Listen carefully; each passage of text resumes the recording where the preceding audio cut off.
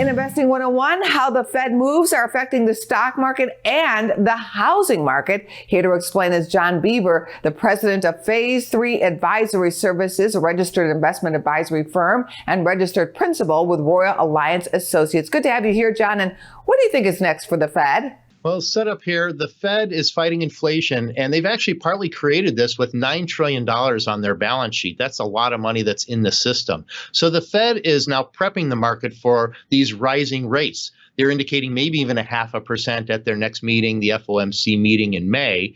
You know, if they increase rates at 0.25% every month this year, that could be 8 more rate increases. That could put the short-term rates at about 2.5%. So why would they do that? Because they're trying to really fight this inflation, but they may be behind the curve. What's the immediate effect on the housing market as rates rise? One thing to watch with this are mortgage rates. They've been increasing at about 0.25% each month, 0.25% January, 0.25% February, maybe 0.25% in March. But what's interesting is housing prices are still rising. Usually when the rates go up, the housing prices will level off, maybe even decline. That could still be a few months out. Home sales have been revised lower for the rest of the year, but we're sitting with a situation where we have so much supply shortage at this point in time that there might be pricing pressure by the builders and by the consumer that's still willing to borrow because they have a lot of ability to borrow at this point in time. Moving on to the stock market, what do you see happening there, John? So when rates rise, it tends to be hard for the stock market. Now, earnings do look good even through the rest of the year.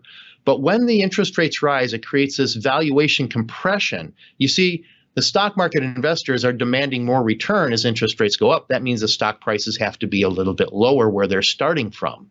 So if the market rallies here, it might be a bear market rally.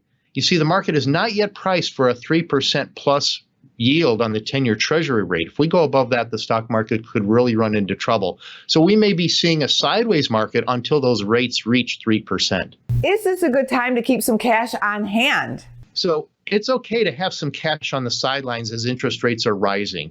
That helps you with future dips to have some money to go buying with. You also want to make sure that you have cash that you're going to need to spend in the next couple of years. Now, I like the 2-year maturity point on the yield curve. In other words, don't go long-dated bonds, don't go buying long-term bonds at this point in time. For your stocks, I would continue to sell growth stocks and actually buy value stocks. It's also not too late to buy natural resource companies. If this is going to be a long-term inflationary cycle, this may still be a very great opportunity to buy buying natural resource companies and funds. I would also consider real estate investment trusts as an alternative to your longer dated bonds. Stay away from the longer dated bonds, pick up the REITs that have some inflation protection with them, but I would concentrate on those companies that have lower debt levels. And aggressive money could actually start buying the emerging markets, believe it or not, but I would stage in that money over about the next 2 years. Well, thank you, John, as always, for helping us out with Investing 101. Thank you for having me. Go to businessfirstam.com for where to see our show on TV.